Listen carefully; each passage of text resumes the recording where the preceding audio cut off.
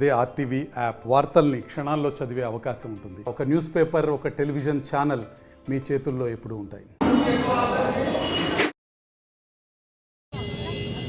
రాష్ట్ర వ్యాప్తంగా మీడియా సంస్థల మీద ఈ మీడియా ప్రతినిధుల మీద దాడులు జరుగుతున్నాయి. మనతో మాట్లాడడానికి కోట్ల సుజాతమ్మ మాజీ ఎమ్మెల్యే ఉన్నారు. చెప్పండి మేడం, రాష్ట్ర వ్యాప్తంగా దాడులు పెరిగిపోతున్నాయి, ఏం జరుగుతుంది రాష్ట్రంలో? ఇది చాలా అమానుషమైనటువంటి చర్య. ఎందుకంటే ఈరోజు రాజ్యాంగంలో నాలుగో స్తంభం అనుకోండి, నాలుగో స్తంభం ఉన్నటువంటి మీడియా పైన ఈ విధంగా దాడి చేయడం అనేది చాలా అమానుషము. ఎందుకంటే ఈరోజు వాళ్ళ ఉద్యోగం వాళ్ళు చేస్తున్నారు అంతే తప్ప మీరు ఏదన్నా ఉంది అంటారంటే వాళ్ళ మీద కేసులు వేసుకోండి, లేదంటే ఏదన్నా ఉంది అంటే రుజువు చేసుకోవడానికి ఇది చేసుకోండి, అంతేగాని ఇట్లా కొట్టడము. మొన్న అనంతపురంలోన సిద్ధం సభలోన కొట్టినారు శ్రీకృష్ణ అనే పిల్లోని, కానీ ఇంతవరకు కూడా ఆ పిల్లోని పైన ఎటువంటి అంటే కొట్టిన వాని పైన ఎటువంటి చర్య తీసుకోలేదు. ఈరోజు కూడా మళ్ళీ ఈనాడు ఆఫీస్ పైన కూడా ఇది దాడి చేయడం జరిగింది. ఎంత అమానుషం అంటే దాడి చేయడము. నిజంగా కూడా ఈరోజు మీరు చేస్తున్నటువంటి దాడులు ఈరోజు మీ ముఖ్యమంత్రి జగన్ బాబు నేర్పించినటువంటివేనా చర్యలేనా ఇవి అని చెప్పి మేము అడుగుతా ఉన్నాం. ఎందుకంటే ఎక్కడ చూసినా కూడా మీది హవా అనేది మీది ఉంది, ఆ హవాని మీరు చేస్తున్నారు అని చెప్పి ప్రజలకు అందరికీ తెలుస్తుంది.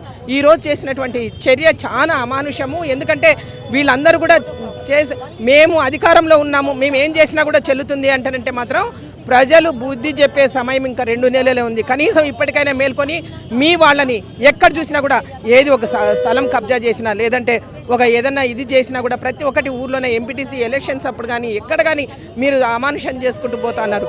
కానీ ఇది మంచి పద్ధతి కాదు అని చెప్పి వాళ్ళని హెచ్చరిస్తున్నాను. ఈరోజు రాజారెడ్డి రాజ్యాంగం రాసిన జగన్ బాబు నేర్పించినట్టువేనా మీకు ఈ చర్యలన్నింటినీ కూడా నేను వాళ్ళకి తెలియజేసుకుంటున్నాను. అదేవిధంగా ఏ విధంగా చూడు పోలీసులు కూడా కనీసం పట్టించుకోవటం లేదు. ఎందుకంటే ఈరోజు నిన్న అంత అమానుషంగా ఇది చేస్తే కూడా కనీసం ఇంతవరకు ఒకరినన్ను అరెస్ట్ చేసినారా?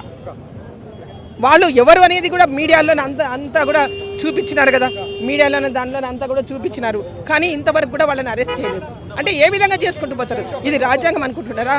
ఇది అసలు మీరు రాసిందే ఇది అనుకుంటున్నారా? మీ రాతలు కూడా చెడు రోజులు వచ్చే రోజులు ఉన్నాయి. జాగ్రత్త, ఇప్పటికైనా మించిపోయింది లేదు.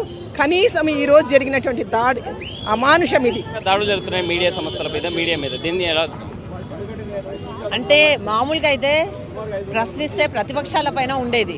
ఈ ప్రభుత్వం వచ్చిన తర్వాత పత్రికల పైన అలాగే కార్యాలయాల పైన కూడా జరుగుతుందంటే ఇది ఎంత మనము ప్రజాస్వామ్య దేశంలో ఉన్నామా లేకపోతే అప్రజాస్వామిక దేశంలో ఉన్నామా అర్థం కావడం లేదు. ఇది అంబేద్కర్ గారు రచించిన రాజ్యాంగంగా లేదు, రాజారెడ్డి రాజ్యాంగంలో ఉంది. వైసీపీ నాయకులు మేము ఏం చేసినా చెల్తుంది మాదే.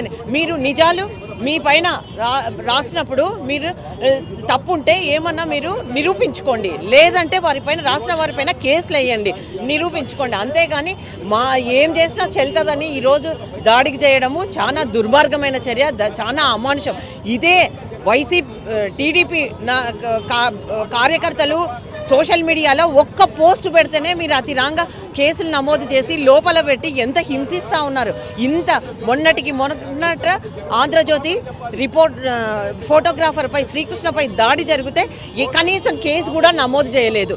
మళ్ళీ నిన్న ఈనాడు కార్యాలయంపై మళ్ళీ అక్కడ కూడా ఆంధ్రజ్యోతి రిపోర్టర్పై జరిగింది. ఇన్ని జరుగుతున్నా కనీసం మీరు ఏం చర్య తీసుకుంటా ఉన్నారు? దీనికి ఇప్పుడు ఈరోజు ఈనాడు కార్యాలయంపై నిన్నటి దినంలో జరిగినది ప్రతి ఒక్కటి సీసీ కెమెరాల్లో అంతా వచ్చింది, మనకు సెల్ ఫోన్లో వచ్చినాయి. ఎవరెవరైతే పాల్గొన్నారో వాళ్ళని అందరినీ వాళ్ళపైన కేసు నమోదు చేసి అరెస్ట్ చేసి తగిన శిక్ష విధించాలని కూడా మేము తెలుగుదేశం పార్టీ నుంచి డిమాండ్ చేసేటువంటి దాడిని తీవ్రంగా ఖండిస్తున్నాం. దీని మీద ప్రజా సంఘాలు కూడా ఆగ్రహం వ్యక్తం చేసేటువంటి పరిస్థితి. వీడియో జల్లి చంద్రశేఖర్ దూసే నాటివ్ కర్నూలు. మరిన్ని వీడియోస్ కోసం ఛానల్ ని సబ్స్క్రైబ్ చేయండి, లేటెస్ట్ అప్డేట్స్ కోసం వాట్సాప్ ఛానల్ ని ఫాలో చేయండి అండ్ లింక్ డిస్క్రిప్షన్ లో ఉంది.